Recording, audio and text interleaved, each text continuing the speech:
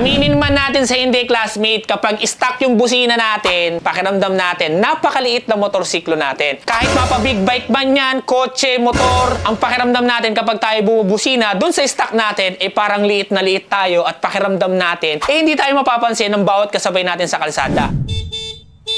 Na minsan, ang pakiramdam natin ay pwede tayo ng mga taong dadaan o mga sasakyang mga lalaki na pwede tayong mahagip sa bawat biyahe na gagawin natin. Aminin nyo man yan o hindi, okay lang kasi ako, aminin ko na kapag stuck ang busina ko ay pakiramdam ko hindi ako napapansin. At isa sa mga solusyon na dapat natin gawin, pwede tayong mag-upgrade ng malakas na busina tulad ng spark horn, pero di ka gagastos na malaki ha, for only 450 pesos. At mabibigyan na neto yung tinatawag na hinahanap mong tunog para dun sa magbalanse para sa motorsiklo mo. Kaya nagpapalit ng busina para sa kanilang motorsiklo upang itugma yung kanilang motorsiklo doon sa tunog na kailangan nila. Na para maramdaman nung subject na kanilang dapat na businahan na paparating sila o merong object na tulad nila. Kaya kung yun, classmate, yun din yung pakiramdam mo na parang ikaw ay napakaliit kapag ikaw ay bumubusina dahil sa yung stock na busina, baka ito na yung sign para magpalit ka ng spark na busina para sa iyo. At kung interesado ka para sa tunog, ito yung tunog niya.